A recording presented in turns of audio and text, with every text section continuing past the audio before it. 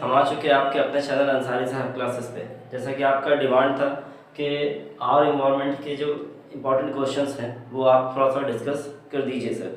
और जो भी 2013, 2022 और 23 का जो एग्ज़ाम होने वाला है उसके हिसाब से जो डिमांडेड क्वेश्चन होता है, जो नॉर्मली पूछा जाता है और पहले भी पूछा जा चुका है और आने के चांसेस हैं। ठीक है, तो सबसे पहला क्वेश्चन है कि give reason and to justify the following. सबसे पहला क्या है कि the existence of a decomposer is essential in a biosphere. क्या ज़रूरत है डिकम्पोजर्स को बायोस्फीयर की, बायोस्फीयर के अंदर में क्या अहमियत है डिकम्पोजर्स की, इसको एक्सप्लेन आउट करना है। चैप्टर हमने पढ़ रखा है, ठीक है। Second, the flow of energy in a food chain is unidirectional. Unidirectional flow of a chain जो है आपका फूड चेन वो यूनिडायरेक्शनल है, उसको एक्सप्लेन आउट करना है। ये दोनों क्वेश्चंस आपके 2016 में पूछे जा चुके हैं, ठीक है। सेम पैटर्न का क्वेश्चन ये वाला भी है। The flow of energy is in every good food web is unidirectional. यहाँ पे फूड चेन है, यहाँ पे फूड वेब कह रहा है, सेम है।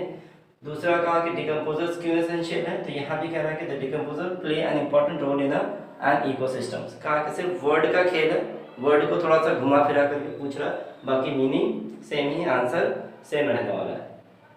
सेकेंड क्वेश्चन है, ये 16 में पूछा और ये वाला 17 में पूछा। Define an ecosystem, draw a block diagram to show the flow of a ecosystem और एनर्जी इन एन इकोसिस्टम। इसका फ्लो डायग्राम बना सकते हैं इकोसिस्टम्स का, और उसका एक block diagram section by section को आप डिस्टिंग्विश कर सकते हैं।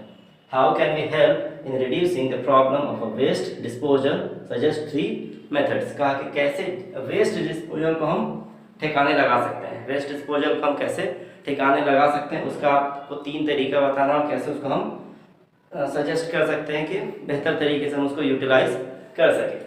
Suggest any 4 activities in a daily life which are eco friendly. कहा कि 4 एक ऐसी डेली एक्टिविटीज बतानी जिसमें हम इको फ्रेंडली भी हो और चीज़ें बहुत आसान तरीके से हम कर देते हैं। Explain some harmful effects of agricultural practices on the environment. Agricultural practices के हार्मफुल इफेक्ट्स। एग्रीकल्चर प्रैक्टिस के हार्मफुल इफेक्ट का मतलब है कि जो भी चीज़ें हम यूज़ करते हैं, जैसे पेस्टिसाइड्स, फर्टिलाइजर्स, ये सारी चीज़ों का नुकसान क्या होने वाला है, ठीक है, आपके इन्वायरमेंट के ऊपर में। ये तो एग्रीकल्चर वाला पार्ट तो था ही, इसके साथ साथ में आपका इन्वायरमेंट पे क्या असर होने वाला है। What is ozone, name the chemicals that damage the ozone layers. कहा कि ओजोन है क्या और ओजोन किस चीज़ के ऊपर डैमेज करने वाला है, ओजोन लेयर को कैसे वो डैमेज करने वाला है। ये भी सवाल आपका 2017 का पूछा हुआ है। मोस्टली सारे सवाल क्या है आपके, सबके सब रिकमेंडेड है। 2019 में पूछा गया है, ये भी 19 का पूछा हुआ सवाल है, ये भी 14 और 16 में पूछा गया है, ठीक है ना। और ये वाला हार्मफुल इफेक्ट वाला भी 15 में ना। ओजोन लेयर, और इसी का एक दूसरे तरीके से कह रहे हैं कि how is ozone form at the higher level of the atmosphere. कहा कि ओजोन जो है एकदम हायर लेवल पे कैसे जाकर के फॉर्मेशन करता है, कितने ऑक्सीजन के साथ वो कितना कार्बन का, सॉरी ऑक्सीजन और एक ऑक्सीजन का मॉलिक्यूल से जाकर के वो बाइंडिंग होने के बाद वो चीज़ें ओजोन बनाती है। तो उसको थोड़ा सा डिटेल वे में रिएक्शन के साथ उसको एक्सप्लेन आउट करना है, ठीक है ना।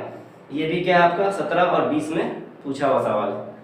Mention 3 harmful effect of using polythene bags on the environment, suggest an effective alternative to these bags. कहा कि पॉलीथीन का जो हम इस्तेमाल करते हैं, जो गवर्नमेंट बैन कर रही है कि पॉलीथीन क्यों बैन कर रही है, क्या उसके 3 बड़े मेजर इफेक्ट्स हैं और कैसे उसका हम अल्टरनेटिव उसको हम ढूंढ सकते हैं। जैसे जूट बैग्स हो गया, अभी गनी बैग्स वगैरह जिसको हम कह रहे हैं, या फिर अभी पेपर वाले बैग्स आने लगे, तो उसका इस्तेमाल हम कर सकते हैं। तो क्या इफेक्टिव अल्टरनेटिव है उनके अलावा, ठीक है, पॉलीथीन के अलावा। क्लियर है, ओके।